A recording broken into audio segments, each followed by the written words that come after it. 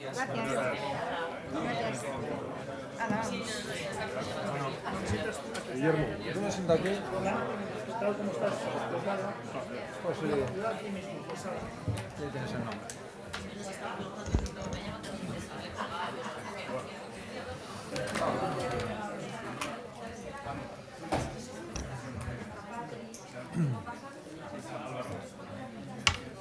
Pues habrá que ir al lío, ¿no?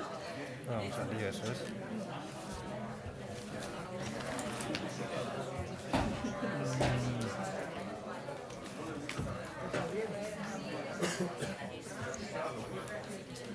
Empezamos entonces. Empezamos, ¿no? Hola. ¿Sí? Jolín. Soy, muy bien. Muy buenos días a todos.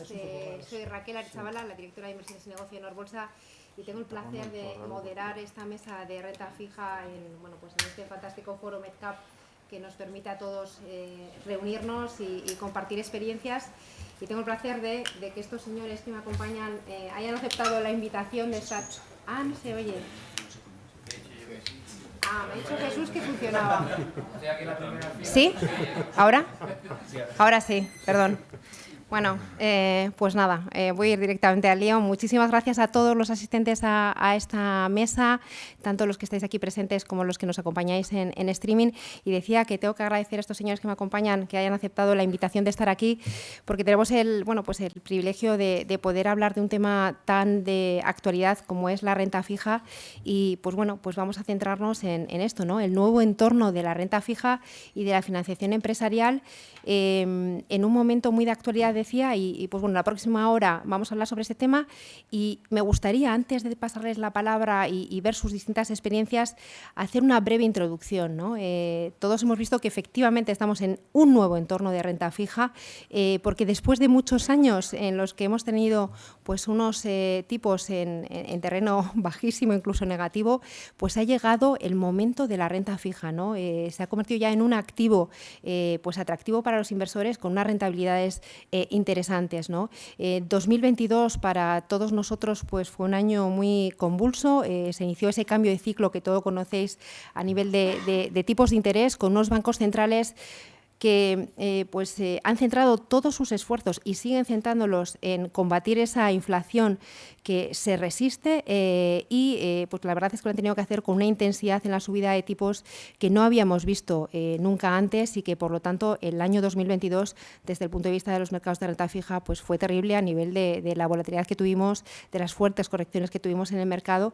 En este 2023, pues ¿dónde estamos? Pues estamos en un entorno en el que, pues desde el punto de vista del mercado, creo que estamos más estabilizados, dentro de que cada mes pues se va apreciando cierta mejora en cuanto a la apertura del mercado y de pues la percepción también de los gestores, ¿no? Con un perfil, es verdad, que prudente, y nos encontramos con un entorno macro en el que, decía, pues la inflación ya ha comenzado a desacelerarse. Es cierto que más lento de lo que habríamos esperado, más lento especialmente en Europa, donde vamos por detrás de Estados Unidos, y a nivel de crecimiento económico, pues también este año nos ha sorprendido por su resiliencia, ¿no? A nivel de crecimientos económicos, este año se revisaban en general las previsiones de crecimiento de las principales economías desarrolladas, y es a finales de este año y 2024 cuando veremos pues probablemente una recesión técnica en Estados Unidos a final de este año y un menor crecimiento en Europa, ¿no?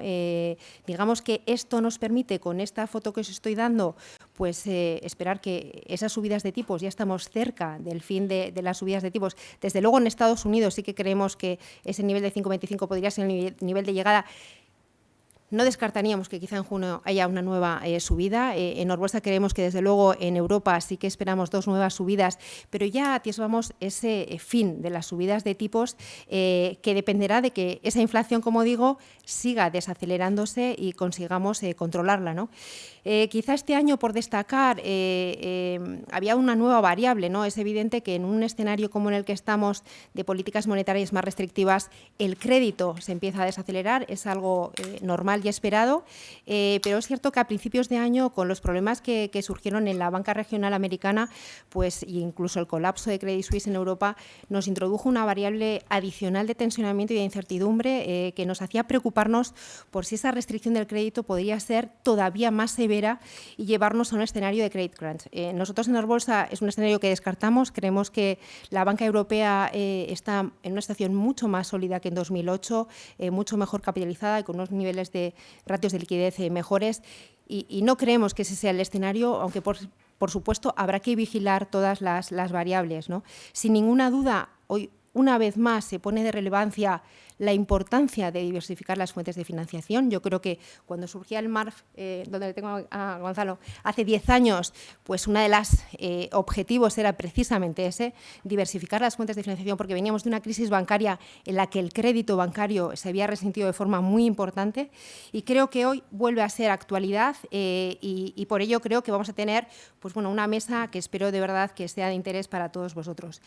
Antes de debatir, sí que me gustaría dar una pincelada de los ponentes. Hemos querido tener las visiones de todos los agentes del mercado y empezando por mi derecha, pues tenemos desde el punto de vista de emisores a Guillermo Ruiz Longarte, que es el CFO corporativo del grupo Tubacex. Él nos va a compartir su experiencia en este entorno de tipos, como decimos, pues las empresas tienen unos costes de financiación más elevados, pero es verdad que Guillermo lo hará desde la tranquilidad de haber hecho los deberes y haber diversificado las fuentes de financiación, porque fue uno de los pioneros del mercado con uno de los primeros programas de pagarés en el MARF, ¿no? A mi derecha tengo a Enrique Blanco, que es el director de financiación corporativa e institucional del ICO, y él va a compartir con nosotros pues, su experiencia, tanto desde la perspectiva de inversor como desde la perspectiva de financiador. Muchísimas gracias a los dos y, por supuesto, tengo a mi izquierda a los Gonzalos. Gonzalo Ramírez a mi izquierda, que es el director de renta fija y productos estructurados de Tresis. Y pues quizá, Gonzalo, tú serías el panelista más encantado con el nuevo entorno de renta fija porque efectivamente tienes nuevas oportunidades en este mercado por fin y bueno, pues también nos va a compartir su visión desde ese prisma más de inversor. Y por último, Gonzalo Gómez Retuerto, muy conocido por todos, por supuesto, director general de BME Renta Fija, que también pues, nos va a dar su visión en cuanto a cómo ha afectado este entorno que comentamos de tipos al propio mercado. Y bueno, la verdad es que es primer año, ¿no?, en el que el MARF como tal se enfrenta a un ciclo de subidas de tipos, ¿no? Y eso, pues de alguna manera, pues también vamos a verlo hoy. Así que, bueno, voy a empezar con un primer bloque de preguntas en cuanto a cómo impacta este nuevo entorno. Lo voy a hacer contigo, Gonzalo, para que nos cuentes, dentro de este entorno de tipos, cuál es tu visión o cuál es vuestra visión en Tresis y qué estrategia tenéis en el mercado de renta fija. Bueno, pues muchísimas gracias, Raquel, a Norbolsa, a BME y a ustedes por acompañarnos. Yo creo que se oye, ¿no? Sí. Bueno, yo creo que los tipos de interés, como comentaba Raquel, se mueven con un pivote que es la inflación, ¿no? Hemos tenido muy buenos datos de inflación ayer y antes de ayer. Por fin parece ser que las políticas tan fuertes de subida de tipos de interés por parte del Banco Central Europeo pues están dando su fruto, como no puede ser de otra forma. Ya por fin la inflación alemana cae, por fin la francesa también, la española ya lo vimos hace 2 días, pues también acompañan y por tanto el trabajo se está haciendo, ¿no? Como comentabas, en relación a los tipos de interés, el único pivote que hay que conocer es la inflación y estamos todos con un come-come de qué pasará en los próximos meses, ¿no? En Estados Unidos ahora mismo los tipos de interés están por encima de la inflación americana. También están los tipos de interés por encima de los tipos a 10 y a 2 años. Por tanto, el trabajo ya está hecho. Se movieron antes que los europeos, como siempre lo hacen. También es cierto que solamente es un país, no como nosotros, que somos muchos países y cada uno pues le afecta mucho más la subida de tipos de interés. Pero efectivamente, como comentaba Raquel, los tipos de interés ya en Estados Unidos parece ser que se frenan. Es cierto que hemos visto un dato muy importante y que hay que darle mucha importancia, que es el tema del PCE, que es esa inflación que se fija mucho la FED, que es mucho más flexible que la estática del IPC normal que siempre conocemos y que ha sido mucho mayor a lo esperado. Por tanto, ha habido un poquito de miedo en el mercado, caídas de precios, subida de rentabilidad por lo que pueda pasar. Y efectivamente hay una interrogante de qué puede pasar en los próximos meses con la inflación americana. Pero en principio, repito, tipos de interés más altos que la inflación, por tanto el movimiento en Estados Unidos yo creo que podemos pensar que está parado. En Europa, como comentabas, muy diferente, ¿no? Los tipos de interés todavía estamos muy lejos a los datos de inflación. Hemos visto unos datos muy buenos, como repito, de inflación, por tanto, el movimiento cada vez es más pequeño. Ahora, la pregunta es si es el momento de invertir en renta fija. Y yo, después de 10 años sudando para ver los tipos de interés positivos, que era una anomalía excesiva, pues ya por fin los que nos dedicamos más a la renta fija, pues estamos muy contentos de eso. Y yo creo que el escenario es muy positivo, porque si pensamos que pueden caer los tipos de interés porque efectivamente la inflación baja y para ayudar a un crecimiento mayor económico, pues los bancos centrales bajan los tipos, pues es el momento de invertir. Ahora mismo encontramos rentabilidades a 3 años del 4 y del 5%, por tanto es interesante. Pero si nos ponemos en el otro lado, en que los tipos no van a caer mucho, que sí que va a bajar la inflación, pero va a haber un impulso pues, en sectores como infraestructuras o en sectores como energías, y entonces va a haber mucha demanda y los precios se van a sostener. Eso es bueno porque no va a haber entonces burbujas. Cuando los tipos están un poquito altos se evita esas burbujas, pues también es positivo porque efectivamente baja la inflación, los tipos se quedarán muy estables y también es un buen momento para invertir en renta fija a rentabilidades del 4 y del 5. Por tanto, en cualquiera de los dos escenarios nos encontramos en una situación muy buena, donde efectivamente hemos visto una salvajada de subida de tipos de interés por parte de los bancos centrales que era necesario, unas caídas de todos los bonos que hemos sufrido, sobre todo en el año 2022, y en este año 2023 yo creo que es donde nos encontramos en una situación buena. Desde Tresis lo que hacemos es siempre duraciones cortas, porque lo curioso de todo esto es que los tipos de interés están más arriba o más en la parte corta de la curva que en la larga. Hay una curva, lo que se llama invertida, y por tanto preferimos duraciones cortas, pero creemos que sí que efectivamente el momento de la renta fija por fin ha llegado y creo que para quedarse.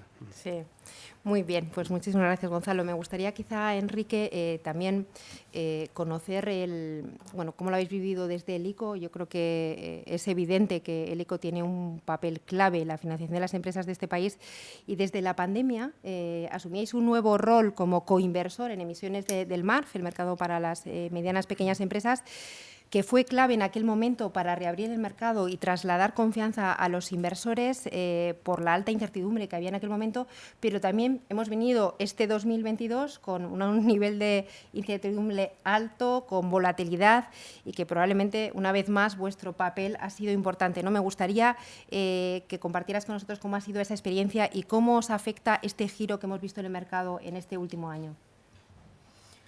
Pues la experiencia intensa porque sí. En una época de pandemia en la que ICO, primero hay que ver la definición de ICO. ICO es un financiador a largo plazo, sobre todo, somos una entidad financiera. Una entidad financiera nos dedicamos a dar préstamos a empresas, pyme, mediana, grande empresa, y represento la Dirección de Financiación Corporativa de ICO. Entonces, en época de pandemia nos encontramos con esa sequía de mercado, veíamos lo que estaba sucediendo y nos arriesgamos a conocer quiero decir, a estudiar cómo es el mercado del corto plazo, el mercado MARF. Teníamos una experiencia previa con MARF, pues porque, como bien dices, para apoyar ese lanzamiento del mercado, esa financiación alternativa a la bancaria, pues habíamos iniciado inversión en el formato de bonos. Pues sí. Otra forma de financiación también a la empresa, pues vamos a participar con las empresas comprando algún tipo de bono en las emisiones de bonos a largo plazo, que es nuestra vocación, claro, financiar a largo plazo.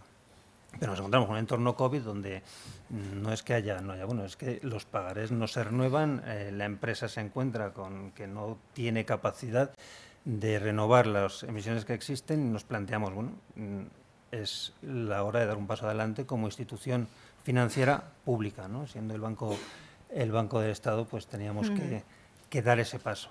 Entonces, pues adaptarnos, conocer. Os contactábamos a los colocadores, os contactábamos a las empresas, cómo lo hacéis, cómo funciona el mercado, cómo es, y en un tiempo récord, pues el equipo que una parte me ha acompañado y tienen todo el mérito, pues de repente remangarnos y empezar a ver qué es esto, cómo lo hacemos e invertir pues con esa vocación de servicio público y ayuda.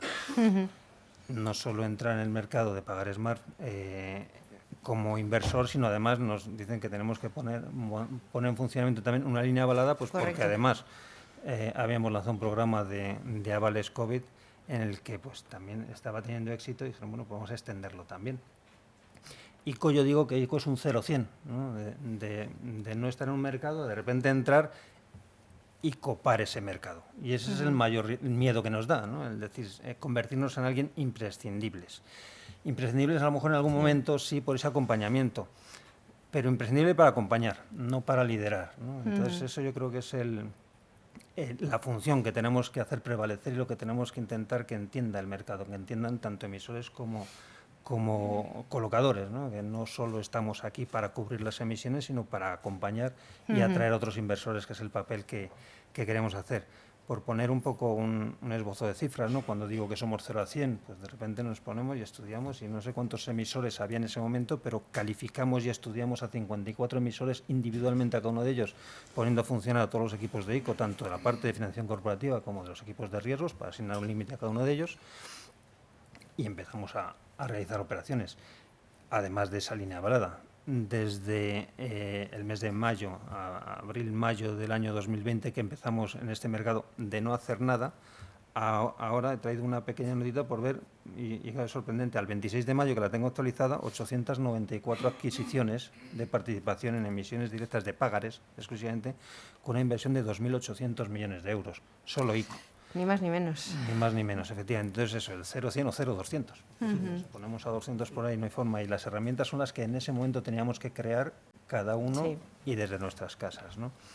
Entonces el giro del mercado, pues el giro del mercado, teníamos la ilusión de que era una herramienta y era un instrumento que se había diseñado y habíamos pensado, bueno, habíamos aprobado un programa con todos los requerimientos internos y canales de aprobación hasta 31 de diciembre de 2020, pero llegó diciembre de 2020 y dijimos, no nos podemos ir, tenemos que seguir.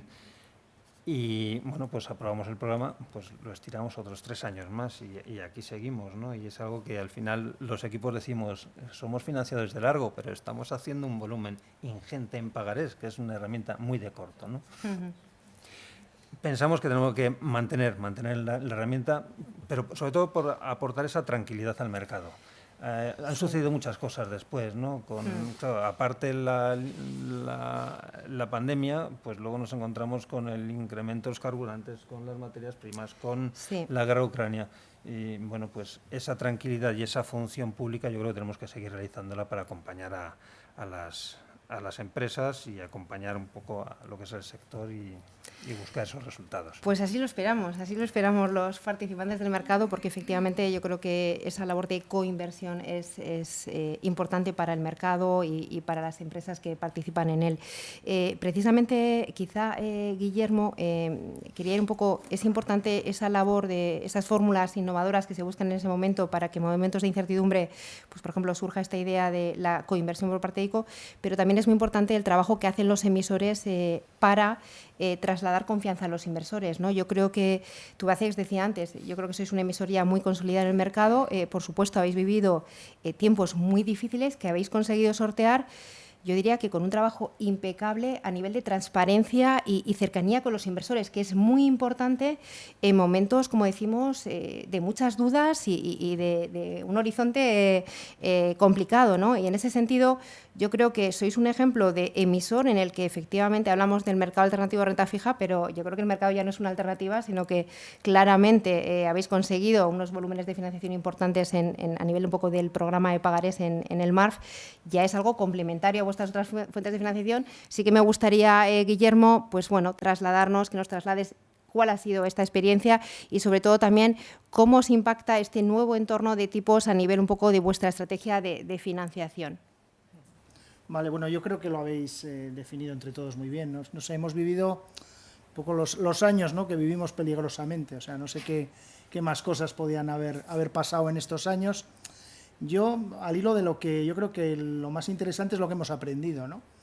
Yo lo primero que he aprendido, y lo refiero un poco a esta charla y al contenido de hoy, considerar el MARF financiación alternativa, yo creo que a día de hoy no sé qué es alternativo y qué no lo es. Es decir, es una fuente más de financiación, es una fuente que empieza hace 10 años de una manera incipiente.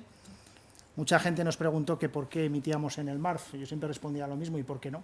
O sea, no tenía más raciocinio que aquello, ¿no? Aquello fue creciendo y hoy en día es un programa de 200 millones de euros.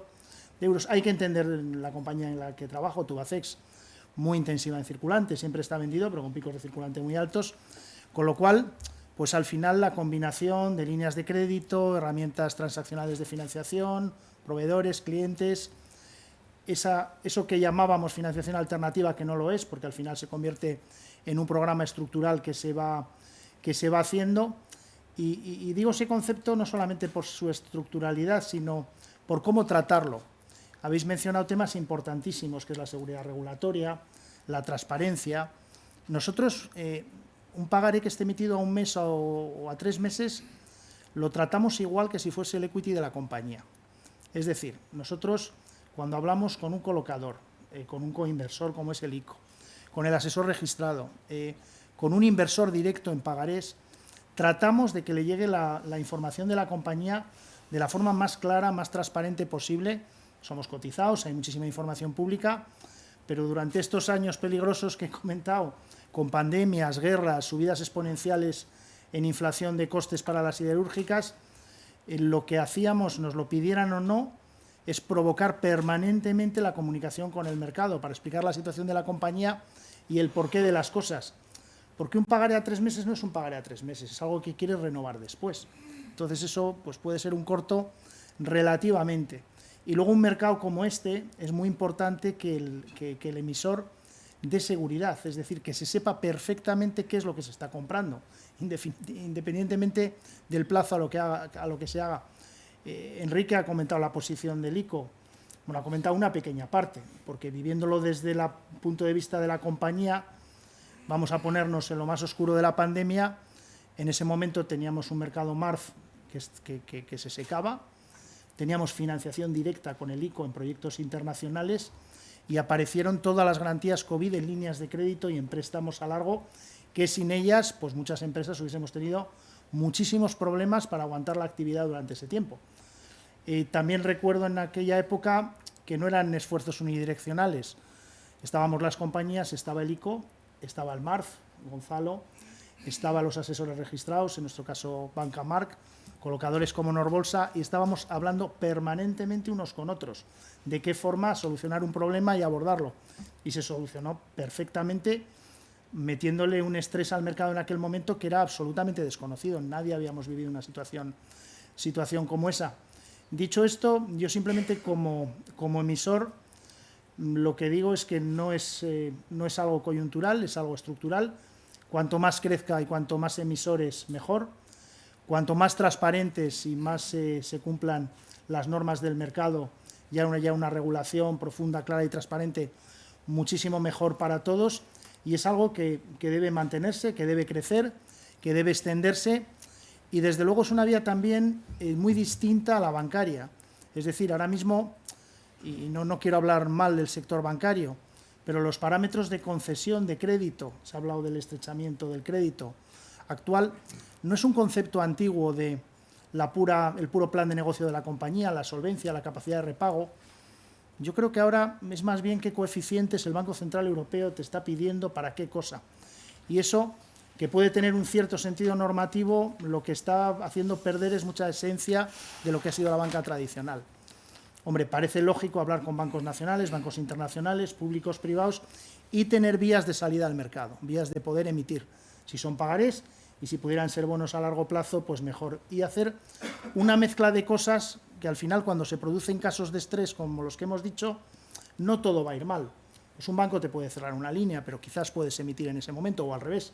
Un mercado se cierra, pero tienes líneas disponibles en los bancos. Y eso te permite maniobrar pues con buffer de caja, con buffer disponible y sobre todo con credibilidad en el mercado. Me resultaría imposible visualizar una compañía que no tiene asegurada la credibilidad con sus bancos y pudiera emitir. Es que eso no puede ser. O sea, tiene que ser consistente, o que una compañía contase una equity story a sus inversores que no tuviera nada que ver con lo que se está contando en el MARF o la información que llegan.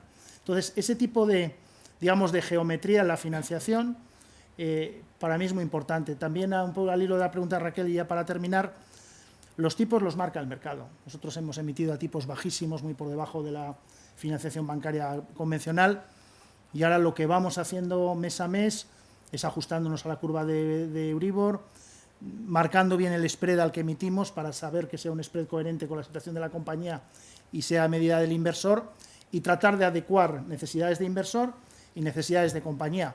Pues hombre, si ahora entramos en una fase de crecimiento muy fuerte de resultados y de desapalancamiento por generación de caja, pues reduciremos nuestra deuda bruta y probablemente emitamos menos. Pero aunque fuera más caro que la deuda bancaria, nunca nos saldríamos. No visualizamos un mercado en el que entras y sales de forma oportunista. Tenemos que mantener ciertos códigos o ciertas reglas de visualizar que cuando tienes un inversor tienes que cuidarlo. Y no es cuestión por 3 puntos básicos irte a otra cosa y querer emitir dentro de 3 meses.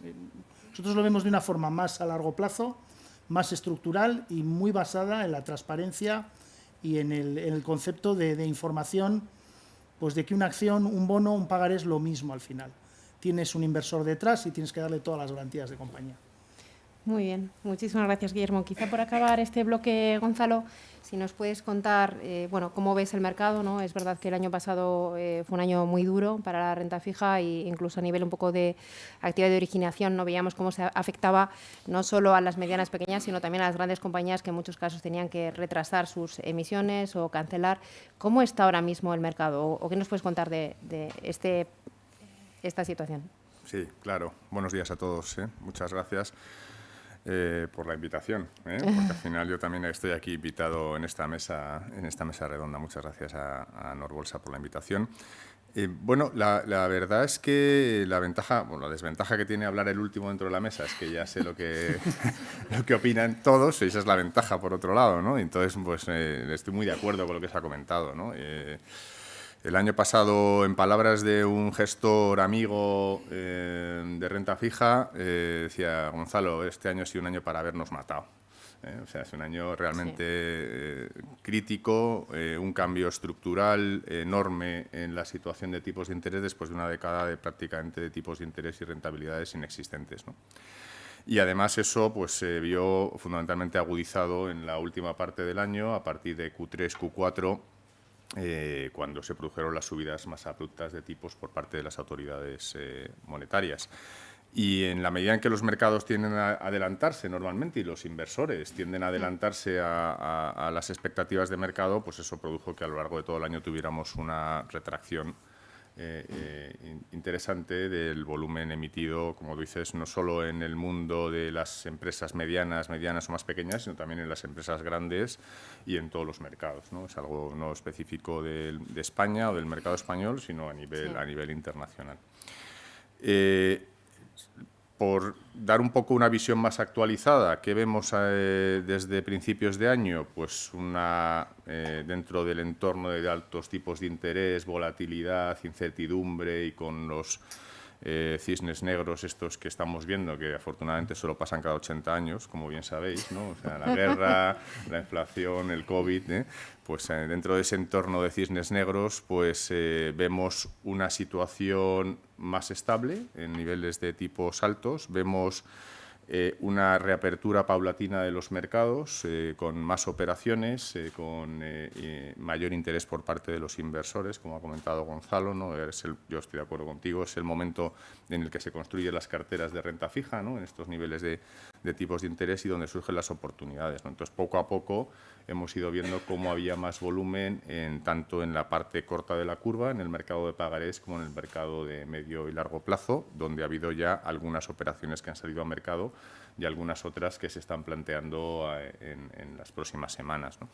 Lo que sí que vemos es que también, como muy bien dice Guillermo, pues están muchas compañías preparándose para tener la oportunidad de salir al mercado en el momento en que lo necesiten o que se les presenten esas necesidades, ¿no? Pues a nivel de renovaciones de programas de pagarés, pues todas las compañías los van renovando, van preparándose. El primer trimestre del año es un primer trimestre que está dedicado fundamentalmente a la preparación de los estados financieros de las compañías, pero una vez que ese plazo, ese periodo se ha cubierto, pues las compañías empiezan ya a prepararse documentalmente de cara a poder empezar a tener entrevistas o reuniones con inversores para explicarles cuáles son sus objetivos y cuáles son sus necesidades de financiación.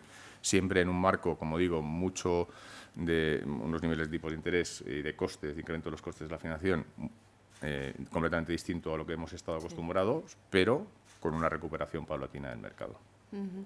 Aquí quizá yo creo que es evidente, ¿no?, que en estos 10 años del MARF, yo creo que podemos hablar de un éxito claro del MARF en cuanto a número de emisores, volúmenes de financiación para empresas medianas que han decidido dar el paso de acercar al mercado.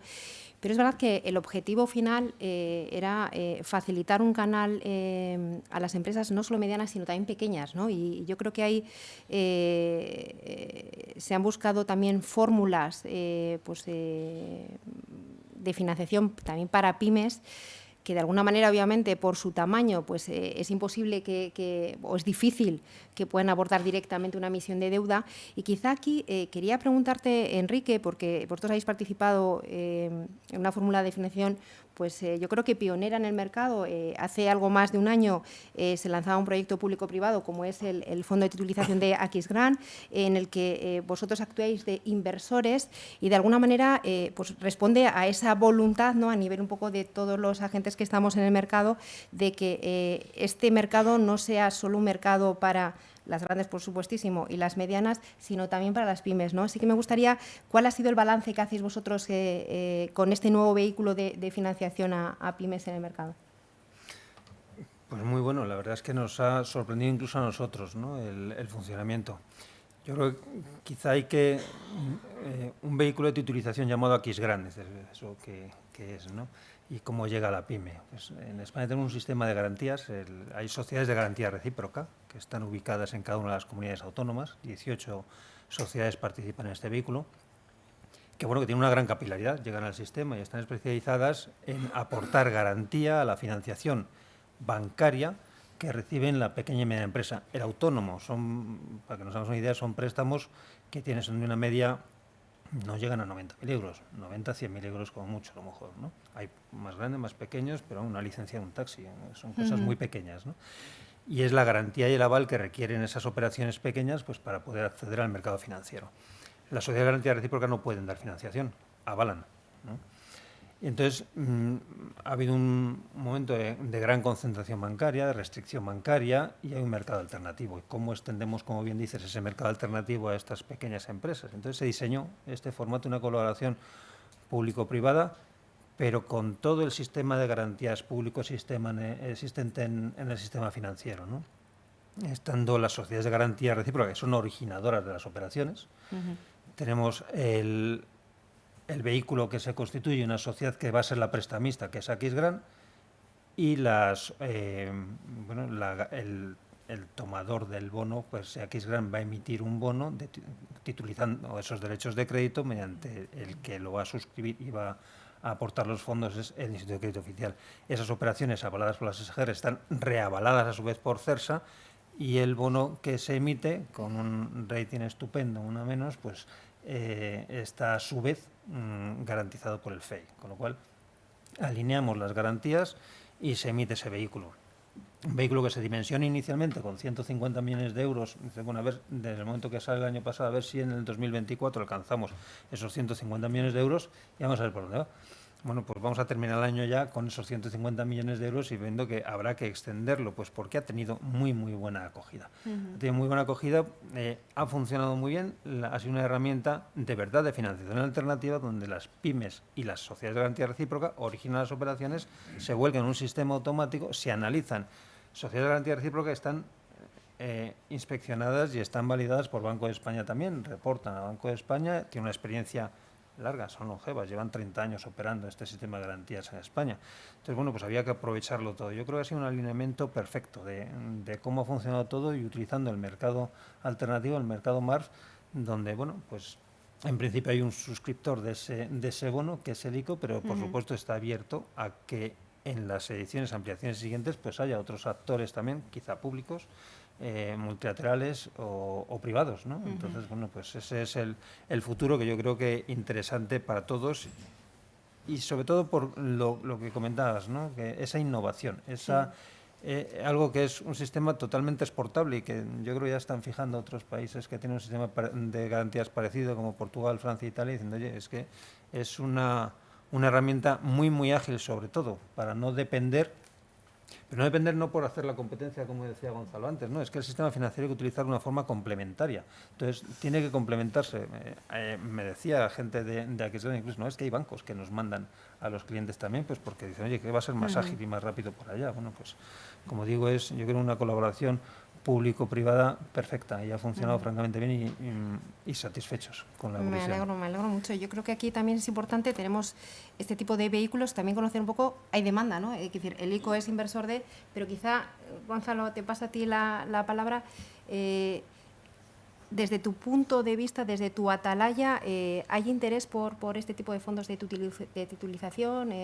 ¿Cuál es tu opinión en este punto? Bueno, yo creo que sí, yo creo que es un activo, es un producto que se une a los pagarés, que creo que para puntos de tesorería de nuestros clientes el pagaré tiene una importancia tremenda y para el circulante de las empresas emitir pagaré es una maravilla. También tenemos bonos a medio y a largo plazo. Pero ha entrado hace ya unos años este nuevo activo, que es el fondo de titulización, que creo que tiene dos cosas que son muy importantes. La primera, que está abierto en el lado del pasivo y del activo, como decía Enrique, es decir, que si tienes inversores que quieren entrar en ese fondo de titulización, el fondo de titulización te va a emitir un bono a un tipo preferencial, con lo cual efectivamente estás abierto a esos dos lados. Y la segunda, la que habéis comentado los dos también, es que llegas a pequeñas y medianas empresas, ¿no? Y eso es fundamental, porque efectivamente todos los bonos que se emiten o todos los pagarés que se emiten al final son de medianas y grandes compañías, de grandes capitalizaciones, con lo cual no llegan a esas pequeñas y medianas empresas, ¿no? Y por tanto son vehículos que ayudan mucho a ese tipo de negocio.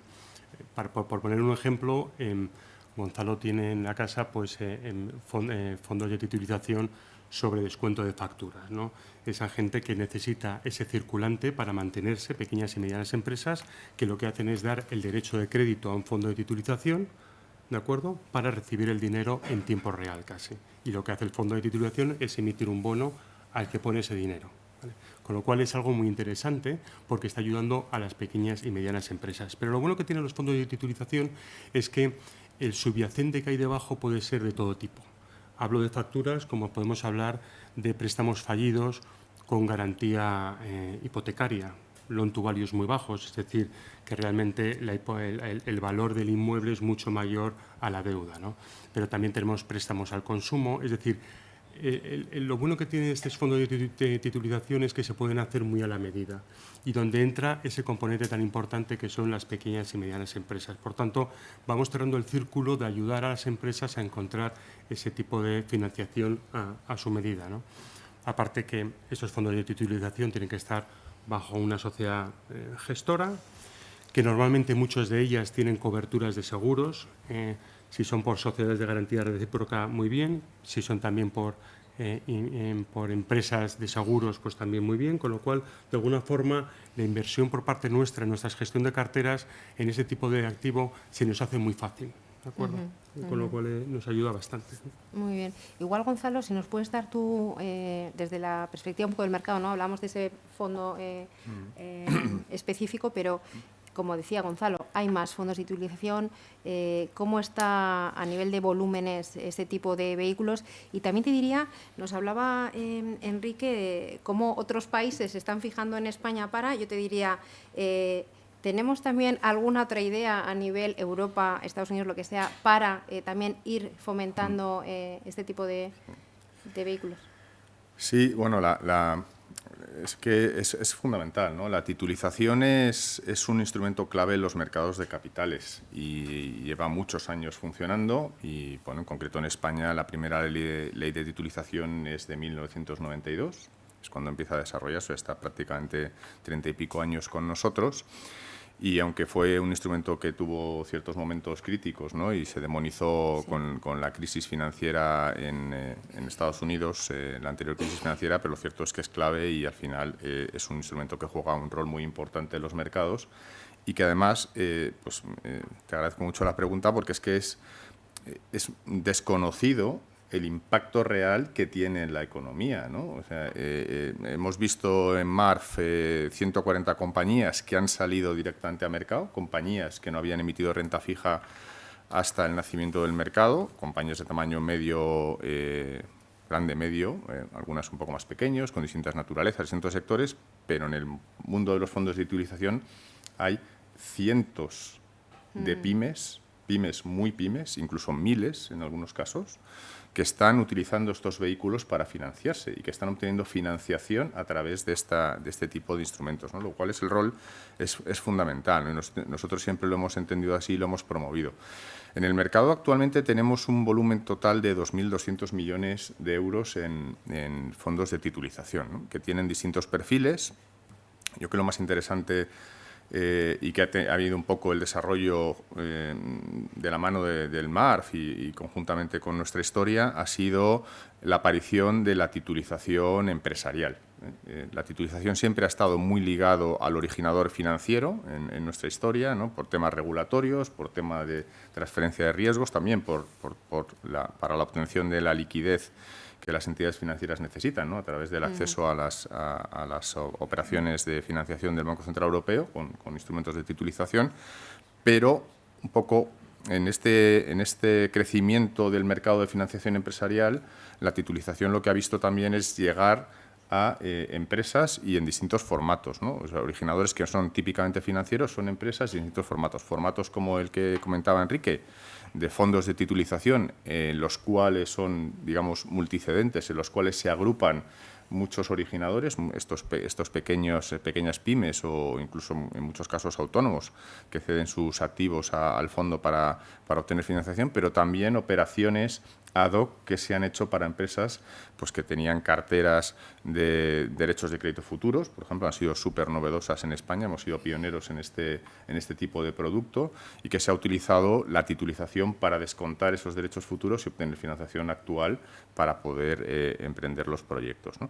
Incluso también en el mundo del sector financiero, donde tenemos algunos fondos de titulización en el mercado, cotizados de algunas entidades financieras, son fondos que también tienen un foco en la financiación empresarial, porque están utilizando como colaterales, por ejemplo, grandes préstamos empresariales en formato CLO, ¿no? Pues préstamos que las entidades han concedido y que utilizan el fondo para transmitir o para vender a inversores que toman esos bonos de titulización y que, a su vez, esa financiación que obtienen las entidades financieras a través de la venta del fondo les permite liberar recursos y obtener financiación para volver a conceder más préstamos a la economía, ¿no? Luego, pues es también un círculo virtuoso en ese lado.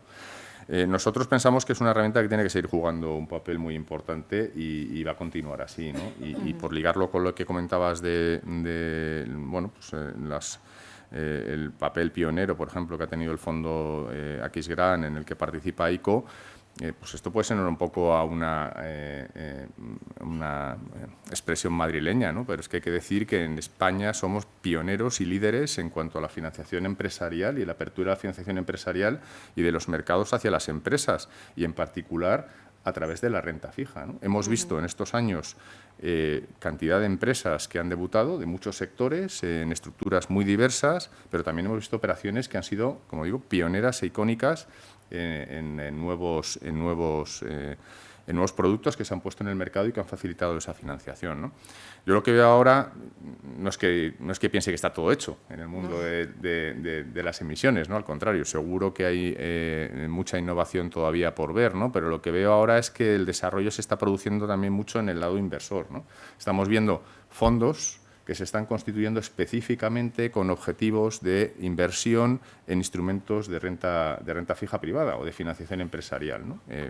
Fondos con perfiles de liquidez distintos, con estructuras adecuadas a las necesidades del gestor y del inversor que participa en esos fondos y que están, de alguna manera, movilizando la inversión también hacia el mercado de renta fija privada. Yo creo que ahora mismo es la parte, digamos, más dinámica que veo con más interés dentro del mundo de la financiación empresarial. Muy bien, pues ligando un poco con lo que comentabas, ¿no? El ser pioneros, decías, ¿no? A nivel un poco de buscar fórmulas en cuanto a la financiación empresarial en el mercado.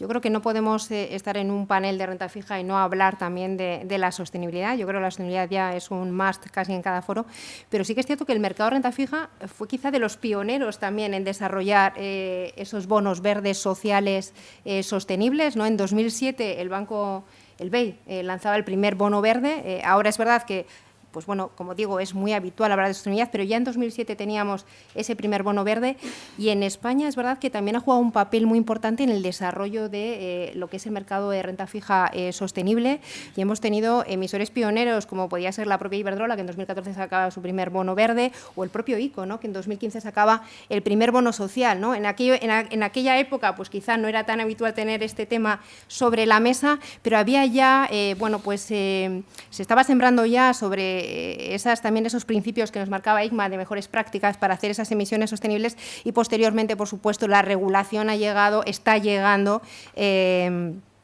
Y bueno, pues de alguna manera estamos buscando que haya una mayor estandarización que también pues bueno, nos permita a todos los partícipes, ¿no?, a lo que es los inversores, tener más claridad en cuanto a si esto es sostenible, no sostenible, es verde, social, poderlo hacer más comparable, facilitar las cosas también a las compañías de cara al reporting. Quizá aquí te voy a hacer, Guillermo, la pregunta a ti, porque empezaba este tema de la financiación sostenible en los mercados hace ya unos cuantos años, empezaba sobre todo por las grandes empresas y sector público, pero eso está llegando ya a las medianas empresas, ¿no? Y Tubacex, ¿no?, nos anunciabais en febrero cómo vinculabais vuestro programa de pagarés pues también al cumplimiento de determinados objetivos de sostenibilidad, y me gustaría un poco, desde tu experiencia, ¿no?, cómo afecta la propia estrategia de sostenibilidad del Grupo Tubacex en vuestra política de financiación. Sí, mira, yo es casi, viéndolo desde el punto de vista ESG, algo muy parecido a lo que he explicado antes, ¿no?, que es la coherencia entre lo que es el emisor o un programa de pagarés de 200 millones con la estrategia de la compañía. Nuestro programa es ESG Link, que está vinculado a objetivos de sostenibilidad, y alguien podría pensar, pues, ¿esto qué quiere decir? No sé, igual has plantado unos arbolitos y le pones una etiqueta al programa. Pues no, no es exactamente eso. Es una cosa muchísimo más profunda, yo creo que es imparable a nivel conceptual para los próximos años. Y es algo tan sencillo como si la compañía ha dicho públicamente a nivel financiero que en 2025 va a facturar más de 1.000 millones, que va a hacer un 15% de EBITDA. Hoy en día, con la cartera que tenemos, la única duda es si lo vamos a hacer antes o no. Pero al mismo nivel que esos indicadores financieros, coloca 5 indicadores de sostenibilidad. Y dice públicamente que va a reducir las emisiones de CO2 en un 60%. Que va a reducir la intensidad de consumo eléctrico en un 25%. Recordar que tenemos acerías y fábricas de tubo. Que vamos a reciclar el 95% de todo el material que fluye dentro de nuestras plantas, en todo el mundo. Fabricante siderúrgico, año 2030. Estamos en el año 2023. Y luego, en un tema que es especialmente grave, como es la accidentalidad, que vamos a reducir en un 75% la frecuencia y en un 75% la gravedad. Bueno, pues nuestro programa de pagarés está vinculado a la reducción de la frecuencia en accidentalidad y al reciclaje. Y según el cumplimiento anual de esos objetivos, que están explicitados estratégicamente por la compañía al mismo nivel que los económicos, ese coste, digamos, de emisión se puede penalizar o se puede bonificar. Eso es coherencia, y dices, bueno, ¿es solamente en el programa de pagarés? No. Ahora nosotros, por ejemplo, las líneas de Supply Chain Finance con los proveedores están estudiando para vincularlas a sostenibilidad. En ese caso, ¿cómo es? No está vinculado a nuestros indicadores, está vinculado a homologar uno a uno a todos los proveedores en sostenibilidad, pasar por un análisis externo y que esa línea de financiación de proveedores sea sostenible. Si hablásemos de clientes sería algo parecido. Ahora estamos en proceso de construcción de una planta en Abu Dhabi. En este caso lo que se va a analizar es la sostenibilidad de la propia planta. Cada cosa es distinta, pero si os fijáis todo lleva a lo mismo. Los propios indicadores de la sostenibilidad de la compañía o el ecosistema de clientes, proveedores. Con lo cual es algo que se extiende y un poco como mencionaba yo antes, hablando de distintos tipos de financiación, ya sea en capital o en deuda, tiene que ser absolutamente coherente con la estrategia de la compañía. No es una etiqueta, no es un papel. Y desde luego, si por ejemplo en 2 o 3 años, imaginaros que la compañía pues tiene ya una división en hidrógeno verde o en captura de CO2 de volumen significativo y esquemas financieros ad hoc a esa financiación, pues lógicamente eso serán financiaciones verdes ya sean de tipo bancario, de tipo de emisión de bonos o de un programa de pagares que estarán vinculados a ese tipo de productos. Con lo cual, en nuestro caso, como fabricante siderúrgico integrado, transición energética, objetivos de sostenibilidad estratégicos globales y digamos, ecosistema de financiación, sea lo que sea, va estrechamente unido. Eso es estructural, eso no es una moda para el próximo año o el año siguiente. Eso está vinculado a los objetivos estratégicos del grupo. Muchas gracias. Igual, Enrique, si nos cuentas tu experiencia, ¿no? ¿Cómo interiorizáis vosotros ese tema de sostenibilidad desde el prisma de financiador y inversor, no de emisor, que ya sabemos que... Financiador e inversor público, además. Todo. Eso claro. es. Y pionero, que ya te pone ahí el nivel... Bueno, pues mira, pionero. Los estatutos del ICO son del año 99. Ya los estatutos del ICO nos dicen que tenemos que priorizar las actividades económicas para promover la riqueza, la distribución de la riqueza nacional, poniendo especial foco en aquellas que contengan interés cultural, innovador, ecológico y social. Esos son los principios de sostenibilidad, ¿no? Entonces, ahí, ¿no? claro, a eso ya, nos remontamos al año 99. Luego, pues, efectivamente, se produce un alineamiento, pues hay una taxonomía definida por la Unión Europea y, lógicamente, con absoluta y total sensibilidad. En ICO, cuando recibimos a una empresa como Tubacex, pues Guillermo sabe, primero, oye, de sostenibilidad, ¿qué hay?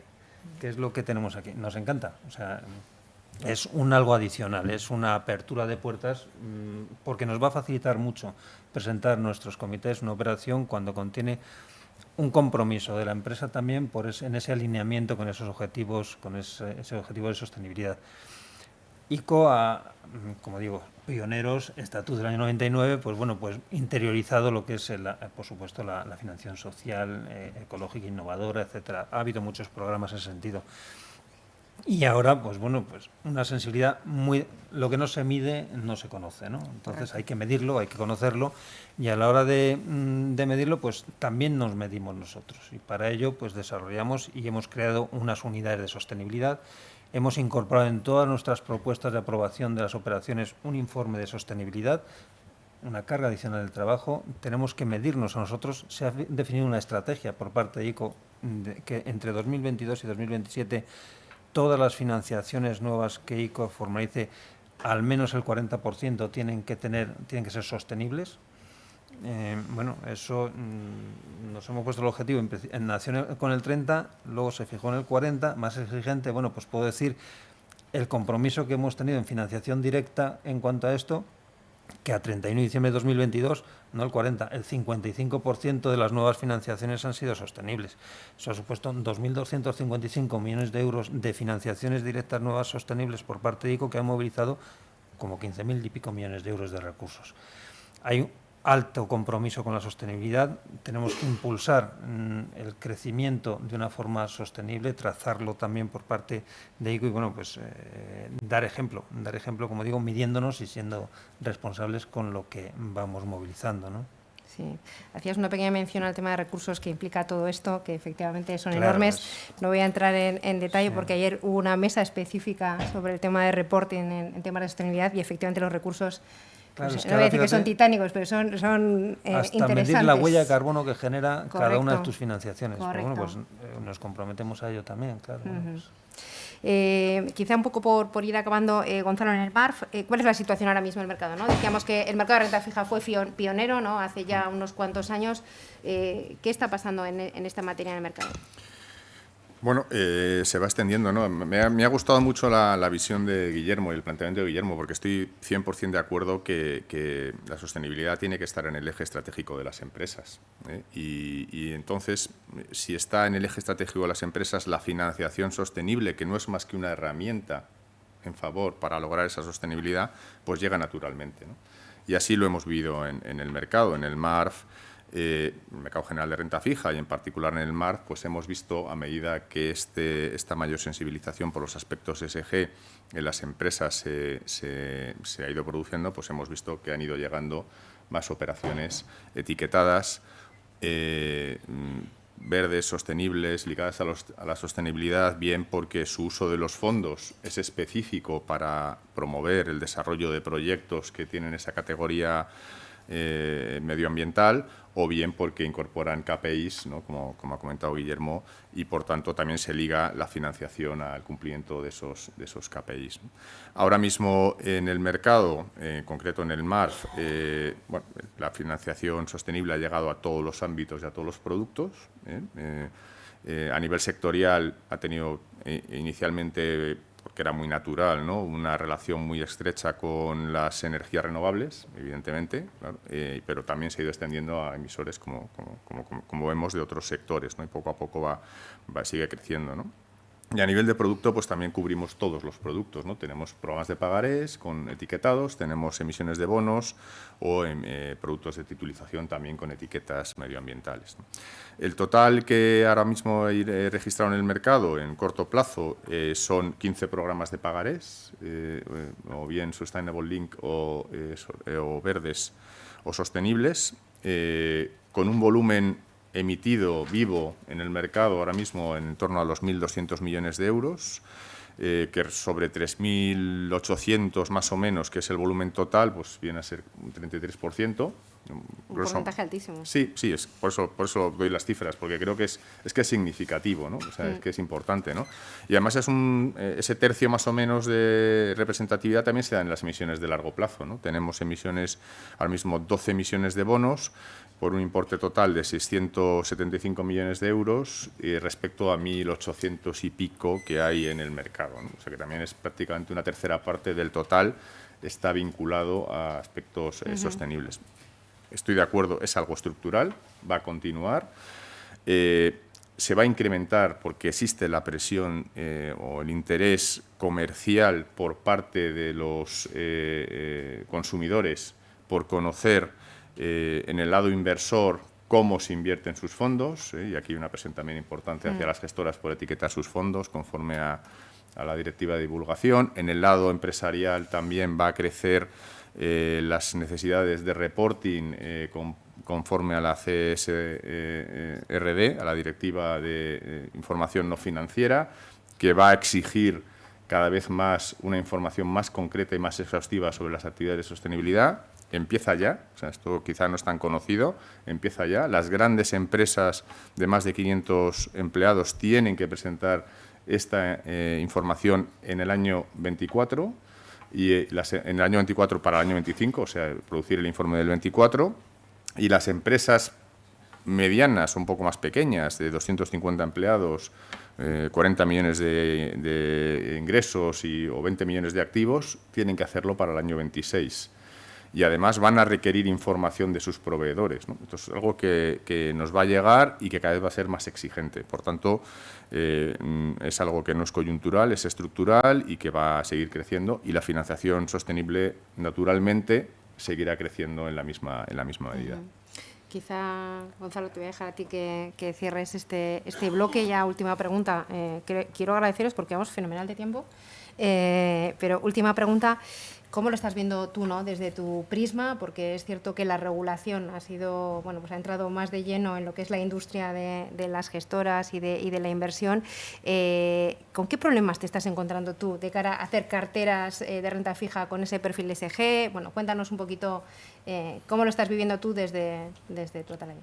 Bueno, nosotros tenemos esa, como casi todo el mundo ya, base de análisis y de gestión de temática SG, ¿no? No solamente que lo hacemos, sino que también lo tenemos que promover, ¿no?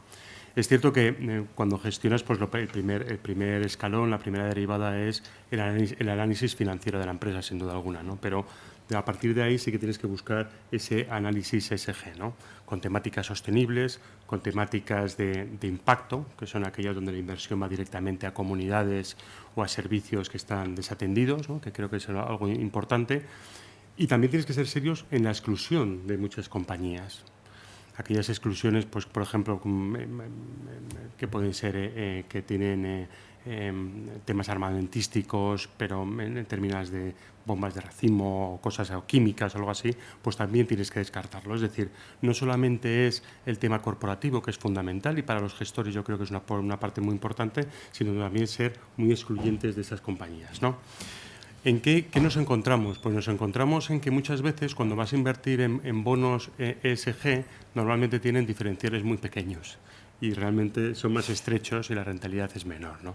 Y también es cierto que hay una gran tipología de bonos y es cierto que todavía falta mucho camino por recorrer en el mundo de la renta fija para poder invertir en bonos ESG.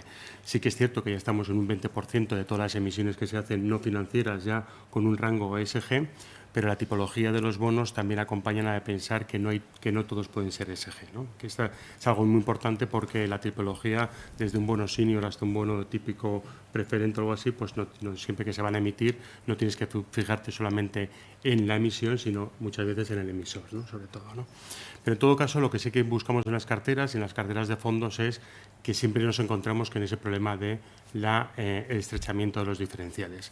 Eso también nos da muchísima tranquilidad porque en momentos de incertidumbres o en momentos de estrés del mercado, encontrarte invertido en una compañía que tienen una temática de buen gobierno corporativo excelente, sabemos perfectamente que no nos van a asustar por algo que haya dentro de ese balance desconocido, sino que nos asustarán por un movimiento de mercado, ¿no? Que será algo exógeno pero no endógeno. Por tanto, el único problema que vemos es estrechamientos, pero sí que hay una diversificación enorme donde nos da muchísimo negocio.